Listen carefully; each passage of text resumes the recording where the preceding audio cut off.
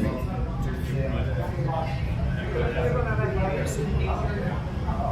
afternoon. Welcome to the IAC division.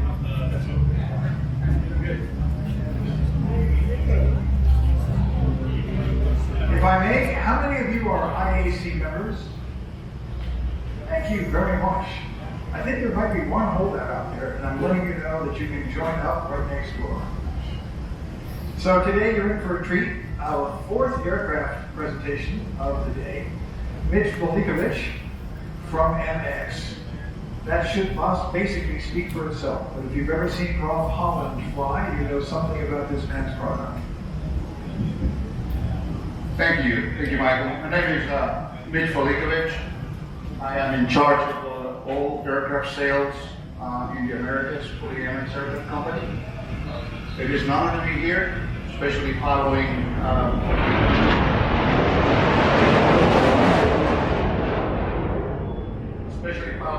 Walter Extra and Doug Biden, people I admire. I want to talk a little bit about the development of the MX, where it came from, and where we are today as a new company.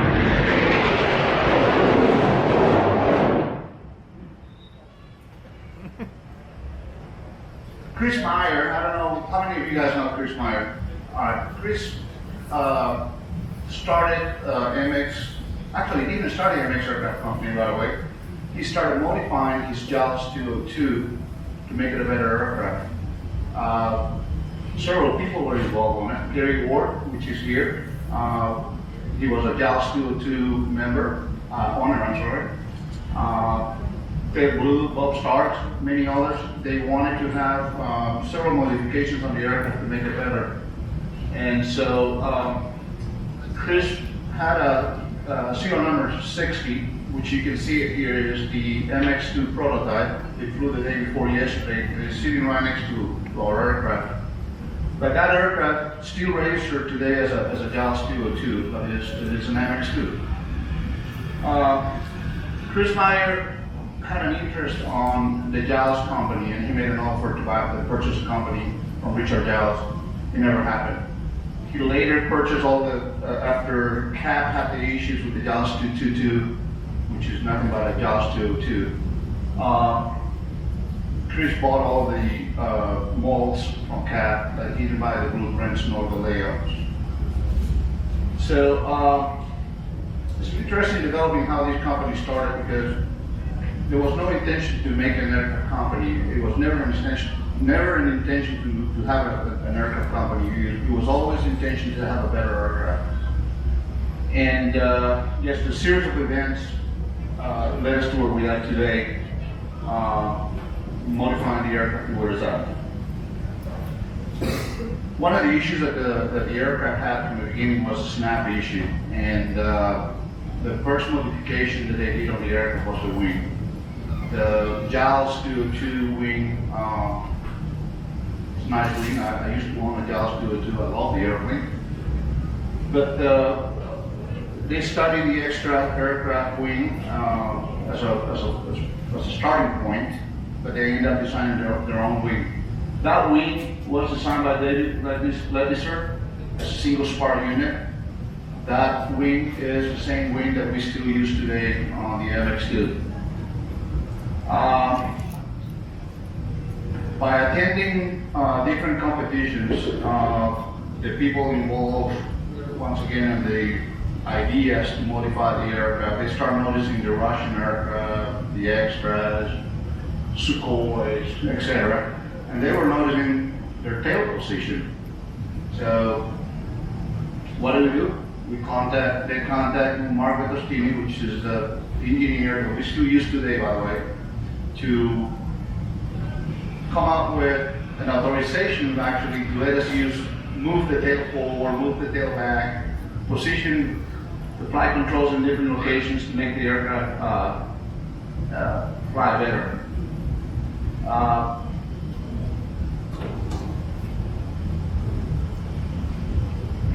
The aircraft was so much modified, it was no longer a Giles G-202. The aircraft had a new wing already. The tail section the vertical stabilizer was moved backwards towards the back. And they used to call that aircraft the mystery ship. And I don't know how many of you remember that aircraft here at Oshkosh or Sun and Fun. But that aircraft came here as a mystery ship. Nobody knew what it was. The aircraft had awful directional and dynamic stability problems that were corrected later. The aircraft still did not snap correctly after all those mods.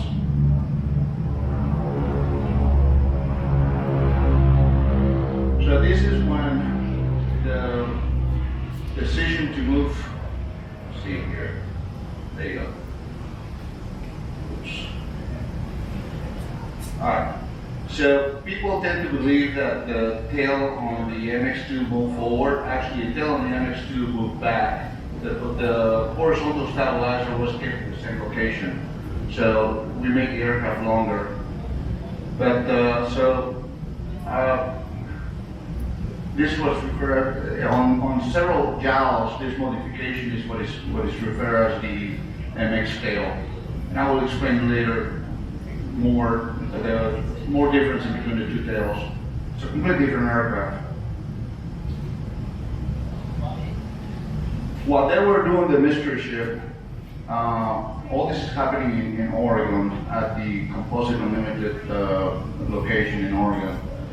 Somebody told Chris that all the assets for the old Giles company were stored in a storage unit.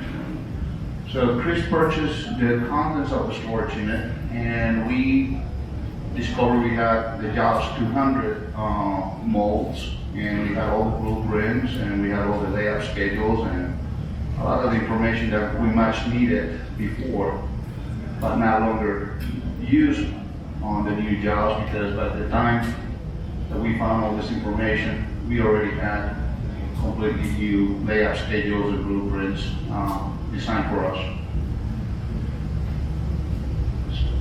Oops. Something interesting that not too many people know. The mystery ship was always designed to be a 4-cylinder aircraft. It was never intended to be a 6-cylinder aircraft. When they started doing the test flying, they kept putting lead weight in the front. And somebody came out with the idea, said, hey, why don't we put a 6-cylinder in it? So during the flight test, the MX2, the mystery ship got an IO 540, that's how we ended up using the 6-cylinder. Len Fox, I don't know how many of you know Len Fox, but Len Fox did the initial flight testing on the mystery ship. Len was involved at the same time developing a 4-cylinder looking Giles G-202. I don't remember the name of the model. I can picture it, I don't remember what the name of the model was, but he thought he was going to have a conflict of interest if he continued helping MX or Chris Meyer in the development of the mystery ship. So Alan Bush finished flying the prototype aircraft, and Gary Ward was also involved in flying the prototype aircraft, and the new MX aircraft company was born. And that was also another fluke, because they were keep calling the aircraft the Meyer Experimental, Composite Unlimited, because the aircraft didn't have a name, it was the mystery ship. So Meyer Experimental became the MX. So that's what we know as the MX aircraft company. By the way, no more snap issues. So in 2005, we have serial number 1. It was presented to the world.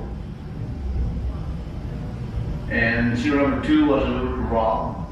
You all know what Rob can do with the MX2 and with the MX. In 2007, the development of the MXS starts.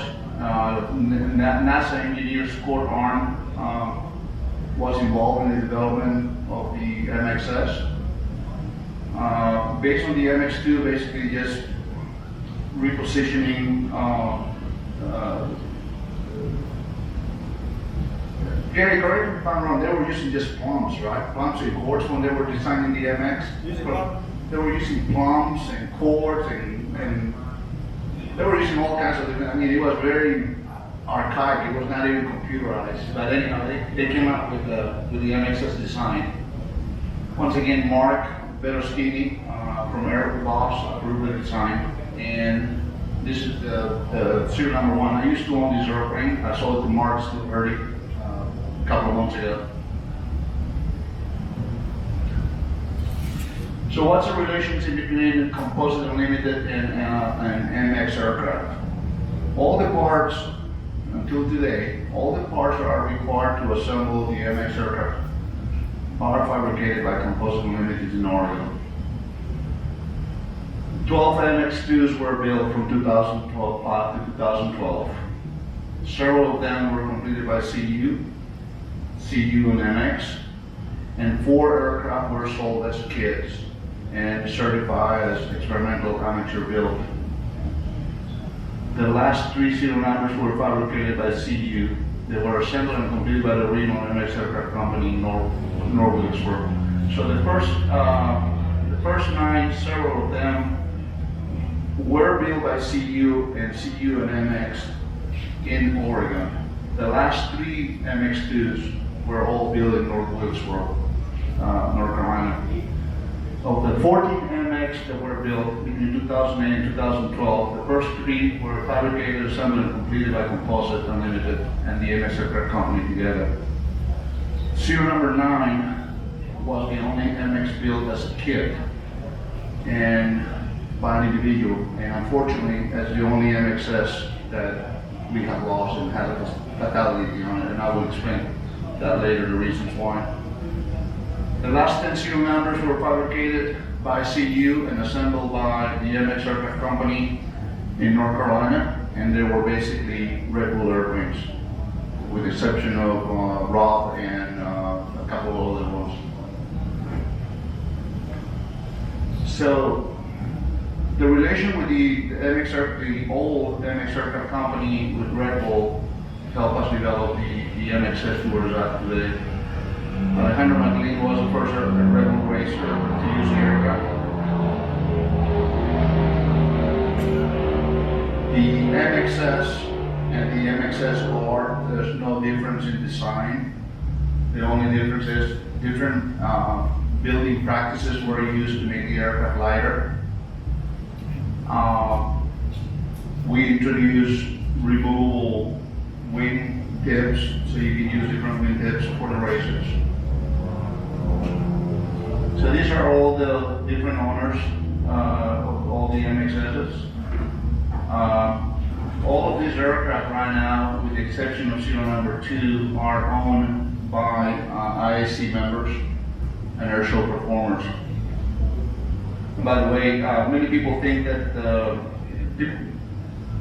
many people don't know about this, but Sergei Rachman, which is Russian, he, with the help of the Sukhoi Design Bureau in Russia, they designed the Guardia rudder that we install in Rob's, and also on serial number 13 that is owned by Todd Booker here from New Zealand, which is with us today.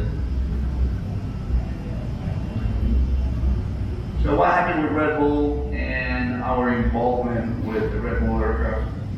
In 2010, I don't know how many of you remember, there were 2 incidents, 2 crashes. One was a complete loss. That was serial number 7, MXS serial number 7. I think that was in Detroit. And the second one was in Perth, Australia. That was Matt Hall that hit the water and bounced. But in 2010, Red Bull decides to stop the series, and it asked all the manufacturers, MX, Extra, Sitco, and also Corvallis and Slick, to come out with a new wing. They wanted an asymmetric wing. They thought that was going to be the solution to the possible stall of high speed or that was happening. So they were trying to come up with different solutions to avoid further crashes. At the beginning, the MX aircraft company declined to invest the money in research and development of the new wing, because it's a lot of money. And we were not in the business of building aircraft or certified aircraft, so having an asymmetric wing was not our deal. But at the end, we agreed because Red Bull decided to pay for it. Only later we found out that the asymmetric wing was not going to be used, and they were going to standardize the series to limited G, same engine, same prop, and a very boring race truck. So we decided to pull out of actually, when we went back and asked for the money for all the research and development on the new wing, we were told that there's no money. So that's one of the reasons that we withdrew out of the Rebel races. So when the new Rebel races restarted in 2014, from having basically an MXS series with a few edges, we returned with only two MXSRs, Nigel Land and Matt Hall. Nigel Land sold the aircraft to Mika Brayot, and he's the only one racing till today. I think there's only one more race left in the series, and there'll be none. So after Chris Meyer, I'm not referring to we because we are the MX company. After Chris Meyer withdraws support from Red Bull, he decides to shut down the company. We're still in a recession, nobody's buying aircraft, there's no aircraft orders, the order book is empty. So we, all MX aircraft owners, became orphans. And I don't know if that ever happened to you, but that's, you know, you rely on other people's knowledge, and you know, you talk to each other and you share information about the aircraft. But for 4 years, all the aircraft owners have been talking with each other and supporting on all the technical issues. So these are all the legacy. So you already know there's 26 paint by the legacy company. The three MX2s that were lost, Paul Lopez, serial number 1, in accordance with the NTSB report, the accident was created loss of control flight. That's 2 fatalities. People, you know, once again, I got to go by the NTSB report, but the comment is that he was heavy FCG during the accident. Super Dave, serial number 5, Dave Matheson, rear fuselage damage. The car was sandwiched between a fuel truck and a crew car, and it destroyed the tail boom. The aircraft was declared beyond economical repair, so the aircraft was, the wing was sold to CAP by the insurance company, and the fuselage was destroyed. Nigel Hobson, serial number 11, failure of the lower right-hand gussets. That was during the World Championship in 2016, if I'm not mistaken. The aircraft, the wing, the engine departed the aircraft. Aircraft goes into an immediate AFCG. Engine hits the wing, breaks the wing, and luckily for Nigel, he was able to escape. I'm going to talk about that in a minute. Of the 3 MXs that we have lost, serial number 7 crashed in the 2009 Red Bull race in Perth. That one was completely destroyed, no fatalities. Rory Moore, serial number 8, and this is the only MXS that was ever sold as a kit. Rory, whoever built this aircraft was not Rory who built the aircraft. Whoever built this aircraft decided to change the front bearing support attachment of the control column. For whatever reason, they didn't like our original design. So when the aircraft was being tested to be purchased by an IAC member, Rolando Meyer, the front column became detached, and we had no control here. The aircraft had all 5 controls. And he was able to eject, but he was at low altitude, and unfortunately he passed away. that the aircraft was heavily modified. It was not our original design. It was proven in the court of law that the company who built the aircraft had modified the original design. So the MX Aircraft Company was not found liable on that. Serial number 14, which is Rob Collins' airplane. Last year he had a catastrophic engine failure. He actually put down the airplane on an abandoned field. Unfortunately, there was a piece of mobile home in the middle of the runway, and from a recent hurricane, I believe, and this beam was in the middle of the runway, and he hit it, and the aircraft was damaged beyond economical repair. By the way, that aircraft, we purchased that aircraft from the insurance company. We have that aircraft in Perth in Australia, and we're doing all the research and development and fatigue study on that aircraft, just to make our new aircraft a lot better. So the new aircraft company, all the assets were put for sale in 2015. I was given the job to sell the company by Chris Meyer and Jack Moshovis, which is here with us. Hey Jack, you want to stand up and say hello? He is the new MX Aircraft Company owner.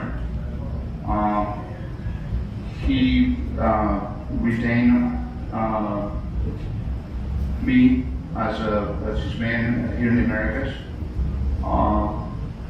He moved the company, all the assets to Australia, and I explain to you guys in a minute why, but all the tooling, everything was moved to Australia. We wanted to have that close by, but all the parts are still made here in the US. Nothing has changed in that regard. The only thing that has changed is instead of putting the aircraft together in Oak Wilkesboro, North Carolina, now we put the aircraft together in Perth. All the MX brake system vendors were contacted and were retained. So we created a database of all MX aircraft owners. We contact every single MX aircraft owner.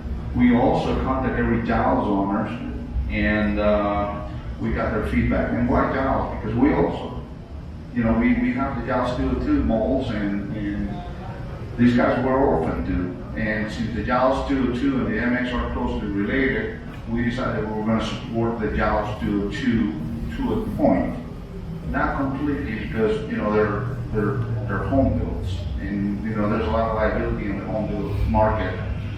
But we wanted to still support the Giles community. So if you need a flight control, if you need a canopy, if you need whatever made that is originally factory made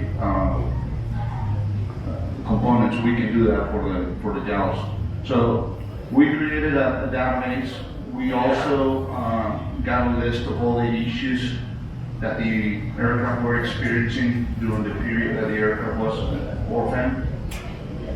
One of the common, some of the issues that we got, obviously we already talked about serial number 8, the modification of the torque tube installation and anchoring. It was not an original design. The early torque tubes had a poor welding penetration, and only one failed. But we had a campaign, we had a fleet campaign, make sure nobody else was having the same issue. Also, on the engine mount, the upper left hand had developed some cracks.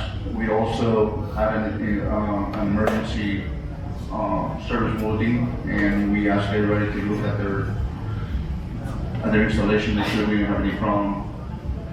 The common issues that we developed with the aircraft, the lower rudder bearing attachment, rudder pedal cracking, the attachment, which have been resolved with a new design.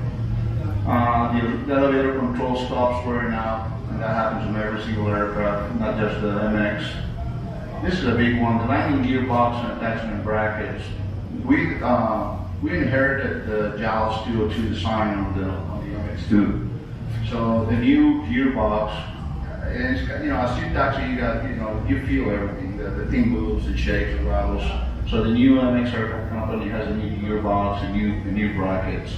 By the way, the attachment brackets were designed by Mark Hensman in South Africa, and we just using his design to apply it to the new model.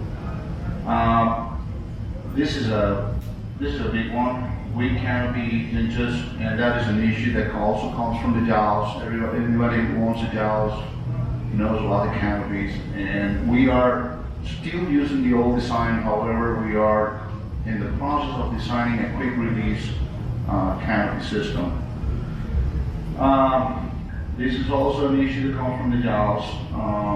Is the main spar bushings become loose, and there's an inspection for it. You usually want to make sure that they're not rotating.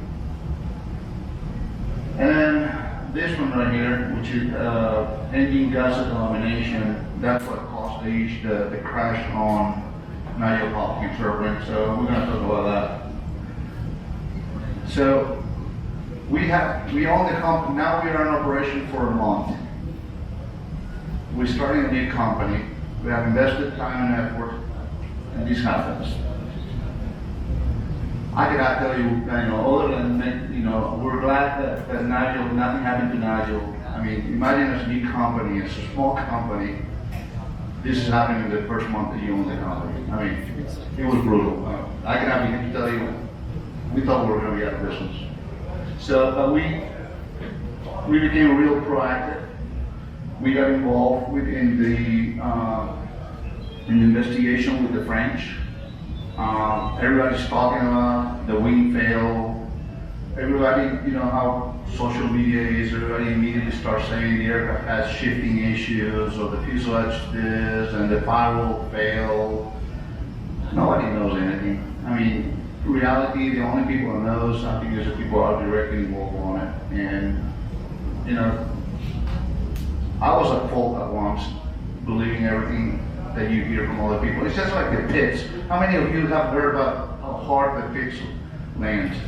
I mean, everybody talks about how awful the pits is landing. All you have to ask is how many landings you have in the pits, and everybody's going to go like, none. So why are you talking about a pits landing if you never land the pits? So it's the same situation here. You got people talking about something that they don't know because they're not directly involved with the investigation. So if you look at this picture, what are we showing here? Is we're showing the 4 engine gussets, right, from the inside. So we have the firewall is right here. This is inside on the cold side of the firewall. But if you look closely, what's missing right here on the lower one? There's no material, right? So that tells you that that's the one that failed first. That's the one that pulled out of the airplane. So what we discovered is that the aircraft, the legacy company was delivering the aircraft with 964 washers instead of 970 washers. So there's a huge difference. Just on the amount of pressure, surface area of a 964 versus a 970. We also find out, okay, here's a picture of the wing damage. So this is the gasket that remain on the aircraft. This is the lower right, and this is the lower right seen from the front. And this is where the engine the engine bolt goes. So you can see it completely destroyed. So that thing is pulled through. So if I go back one slide, this thing right here, oops, this right here, this area. So by not having the correct washer installed from the factory on an aircraft that was used constantly, used and as designed, this thing failed. On top of it, we came out, before I go to the next slide. So this is the wing right here, and it did not break over there, by the way. Okay, that was cut after. It broke right here after the engine hit. That was a direct hit of the engine into the wing after the aircraft went into FCG. So once again, we go back to the engineers. We're running tests again. We doing all these names and numbers and running all these different scenarios. We're trying to figure out, you know, the forces are applying to the engine mount and to the engine gasket and what needs to be done. But in the process, we discovered that this is the Giles G-202 design. What we discovered is that during the MX change, they have removed this metal plate. So there's a stainless steel plate that was inside the gasket. And so where's that metal plate now? And nobody knew the answer. The old owner, you know, didn't want to have anything to do with us anymore. It's your company, your problem, how you deal with it. So, oops, let me go once. So once again, we went back to, we're running different scenarios, we're running different pressures, different attachment points and the effect on the engine gasket. And it is recommended that we need to go back and install the stainless steel plate. Before we came out with the stainless steel plate mandatory modification in all legacy MXs, we had a do not fly any further until you put the big washers on these. And with the big washers, everybody was limited to AGs, plus minus AGs. With installation of the stainless steel plate, you can go back on the MX2 plus minus 12 and then the MXS plus minus 14. So for all of you that have heard issues about the engine and the engine mounts on the engine gaskets on the MX, now you know the reason why that thing failed. There's 23,000 hours on the total fleet on the aircraft. The highest MXS is ROPS at 1,700 hours, and the highest MX2 is flown only on the weekends by grandfather, 2,100 hours. Sorry about the grandfather, Gary. Red Bull air races, we got one right now. We got 7 MXSs and 2 MX2 inertials. We got 2 MXSs in competition and 5 MX2s, and the mixed air show competition 2 and 1. Believe it or not, we have 1 MXS and 3 MX2s that are used for personal use. The guys don't compete, the guys don't do anything, they just use the aircraft as an RV, they want a fast airplane. Well, you all know this, I don't have to tell you much about him, but he's our best advertising. He can fly the heck out of his airplane, and like he said, there's no other airplane that he can do what he does with any other brand. The new company, we are based in Perth, Australia. I am here in the US. I am in charge of all the aircraft sales. I'm also doing technical support. I'm your direct contact here in the US for any questions you have about the aircraft company. The company in Australia, this is a brand new hangar. Jack also owns Aerojacks, which is a repair station in Perth. So half the hangar is his maintenance repair station, half the hangar is the MX aircraft company. But it's a controlled hangar. We have a control room for assembly, and that is zero humidity. And we also are we're in the process of installing an oven. Is that correct? Yeah. And we're just growing little one day at a time. This is Jack. You met him earlier. He used to be the crew chief for Matt Hall. Crazy enough to buy this company. Crazy enough to listen to me. Thank you, mate. A couple of the guys, paint guy, Matthew Moore is our composite guru. This guy can create anything you want, and it's a pleasure to have him. Ben there. Ben is more of a helper. Darren has been in aviation for a long time, and he is in charge of all aircraft assembly for all the systems, wiring, tubing, plumbing, what else? Everything that is involved with the design of the aircraft, building up the aircraft to their working condition. That's Darren. And you got Shannon, which is a shop manager. You're probably going to meet Shannon tomorrow.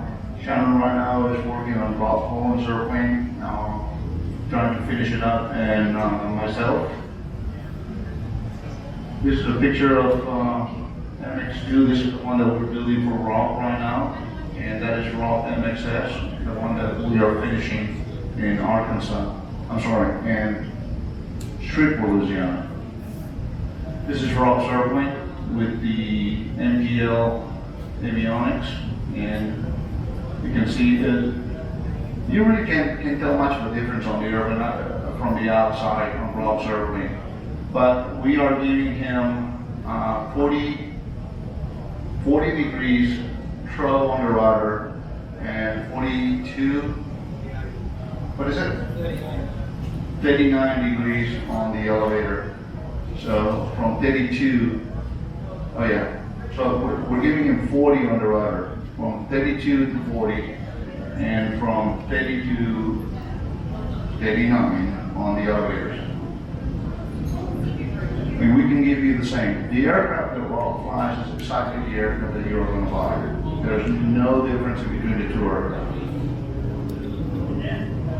So what have we done to the new aircraft company, to the new aircraft? We have redesigned the firewall. The firewall on all MXs is a non-structural firewall. We have inserted these layers of carbon fiber reinforcement.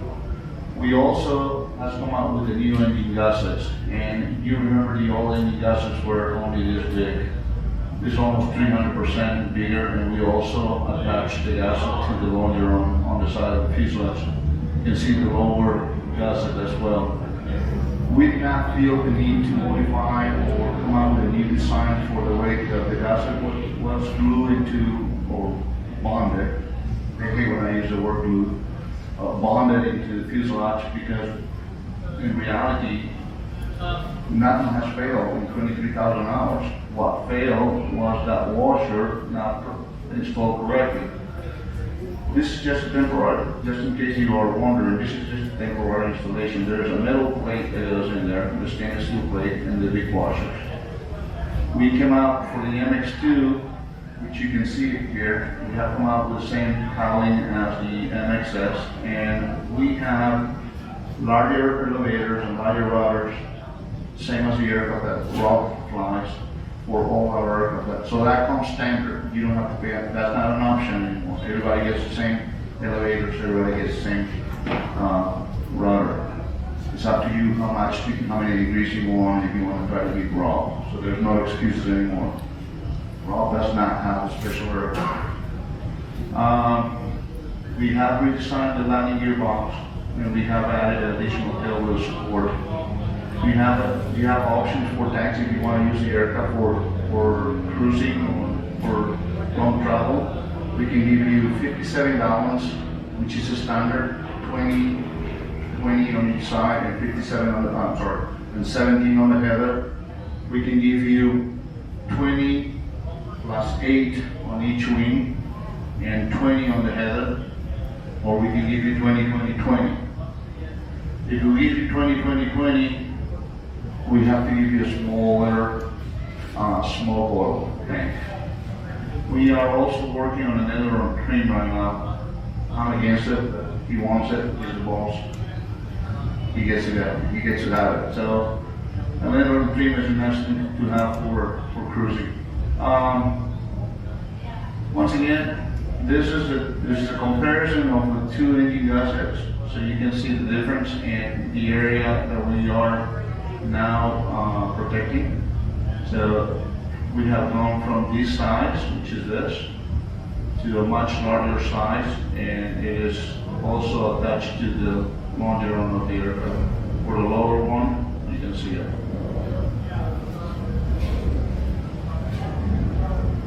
These are the 2019 MX aircraft prices. As a kit, you can buy the kit for $235,000, for an MX2 kit for $250,000. What you get is what you see outside, minus the Behringer wheels. The standard kit comes with Grove wheels and brakes. This one's got the Behringer. And the interior, the cushions on this one were made for the show. Those are not going to come standard on the kit. But if you want them, we can make them for you. If you want us to complete the aircraft for you, we can do that. A standard aircraft, an MXS is $395, and the standard MX2 is $405. Typical equipped at the time. By the time you put the smoke tank and the side device, and if you want a larger engine. By the way, we're offering as a standard engine, we're offering the Lycoming Thunderbolt 80L 540, 315 horsepower. If you want something bigger, we can work with you in obtaining that. We're also studying the possibility of installing an angle valve. These are all parallel valves. We also, at the moment, we're studying the possibility of installing a 580, an AO 580 an angle valve. That's not ready yet. We're working on that right now. Standard deposits. So I'm going to talk about an Oscar special in a minute. The standard deposit is $75,000 initial deposit with a signed purchase agreement. $75,000 6 months prior to delivery, and the balance prior to shipment. These two numbers are pretty close.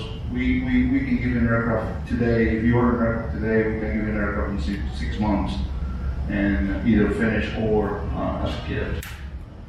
And it includes the shipping from Australia to anywhere in the world. We figured out, it cost us $10,000 to send the airplane here, so we have included that in the sale price. So for Oshkosh, on the MXS, we have a $20,000, what is that?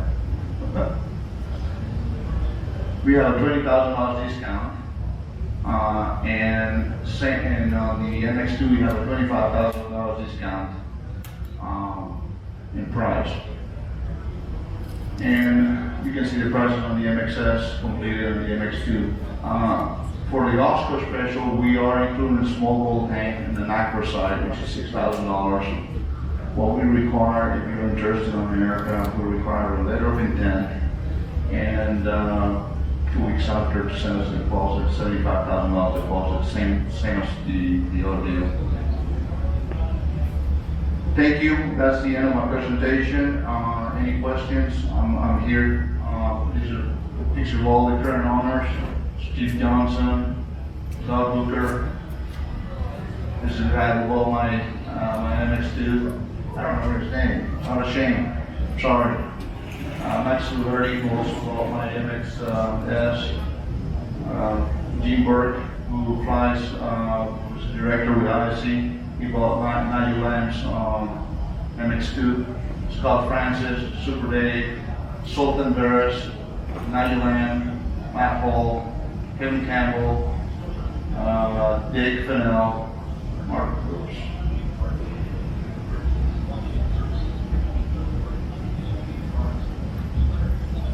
Mark Hensman, Gary Ward, Rob. There you go, Gary. Vita Brillo, Scott, Grossmeyer, myself, Marty Flournoy, and Brad Worson. That's basically all the owners that we have now. And we're a new company, very proud of every single owner. They fly this aircraft to the limit every weekend, and it is a testament of what this aircraft is capable of. Once again, my name is Mitch Velickovich. Thank you for your time. I'm looking for any questions you have.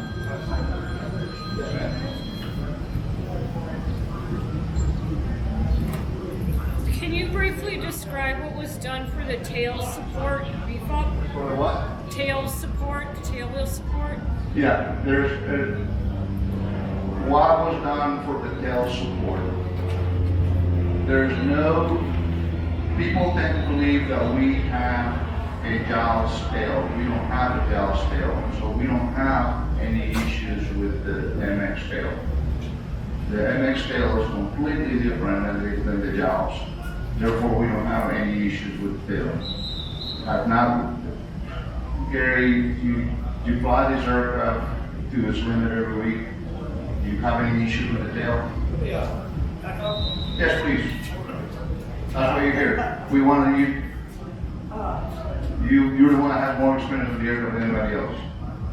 First off, I think you focused a little too much on some of the negative issues, and let me just say, I've flown my airplane for over 2,000 hours now, and I fly pretty hard, and I have not had any structural issues with this airplane. Nothing with the tail. Now, the gearbox, I keep my gearbox tightened up at least once a year, but it's been a fantastic airplane. I fly it hard, and I told a lot of G's, positive and negative. I've always had the large washers on the engine mounts. Now, in all honesty, I've looked at a picture of those engine mounts. Get that up there. We got both of them side by side. Okay, yeah. Now, I've always thought, wow, that looks pretty small right there. It's what I always figured, if there's a problem, it was that breaking loose from the side, from the fuselage. Now, here, they have longitudinal fibers running back, act like longerons back through the fuselage and tied in. But all the failure occurred right here, starting with one and then progressed to others. Trust me, I got some pictures real soon after this happened. And I knew immediately, just looking at the pictures, that what they said happened and what actually happened was not the same, you know. The engine came off, causing the wing failure.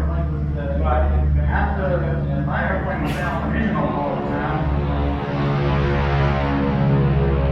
So I didn't have a problem. What I did is I went in and made a carbon fiber, a 10-ply layout, and I used this formant whip. I taped it up, put that 10-ply here, pull it out, shape it all up, and put it back in a structural box. So I've never had a problem with my engine mounts, and I feel good about it. I pull a lot. I probably pull in excess of 10 G's positive. I know I pull most of them on one maneuver, right on the square loop. I come in usually over 200 knots, and at times I pull so hard that I literally stall it at over 200 knots. I'm pulling so hard, so I'm not sure what I'm pulling there, but there was one torque tube failure. And the real problem with the torque tube was two things. I mentioned that the weldment where the torque tube on the flange in the middle, well, the aileron stops were attached, were built so that it was hitting in the middle of the torque tube. And the torque tube was forcing a tremendous side load on the torque tube. On mine, it's in the front, right in front of the stick. So I'm putting strictly torque on my torque tube and not the side load. It wasn't designed for that, but it did have a very weak weld. And that was a close call with that. Made it back, but it was kind of loosey. You lose the ailerons and these things, you don't fly. Other than that, you know, I just haven't had any structural issues. It's been a great airplane. I love it. I've flown it. What's the one about the difference between the Giles tail and the MX tail? What do you think failed on the Giles? I don't have enough information to say there exactly what caused that 202 to fail. No, I really don't. But it's been a great airplane for me. Thank you. Any more questions? Did I answer your question? Yes. Any more questions about the design? Yeah. I was going to ask you how the exhibits are registered. What are they registered as? All right. So all the legacy. If we build them, race exhibition. If you build them, amateur build. Now, the old MX aircraft company built a lot of them at factory, and a lot of them are amateur build. I don't know how they did it, but a lot of them were amateur build. How we are going to do it, and I can only talk for what we can do, is if you are going to buy a factory built aircraft, most likely will be an exhibition aircraft. Which today I have owned I actually have owned two exhibition race aircraft. And the FAA, you got to do is just send them a fax or an email at the end of the year, at the beginning of the year. You put that right next to your operating limitations. They don't care. I mean, I actually was told by the festival, send me your list of air shows and where you're gonna go, and they're not even reply back. So I'm not saying, I'm not done for the FAA now. Any more questions? Well, thank you for your time. If you have a minute, if you haven't seen the aircraft, we invite you to have it, take a look at it. If you're interested in an aircraft as a kit or complete, you see me. And before the show, like I said, we have a special. So if you're thinking about building an aircraft, thinking about building an aircraft soon, there's new planes. This is time to do it. You'll be saving a lot of money, saving close to $30,000 if you don't take advantage of the kit. Before we go, John, do you want to stand up? John just purchased the aircraft that is outside, so he is the owner of MX2. Thank you, John. Well, you're not an owner yet. Almost. So, I'm sorry, I just remember his name.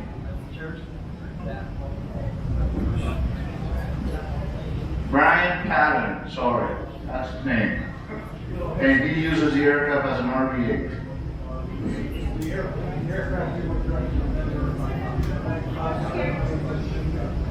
The Chinook, that's it.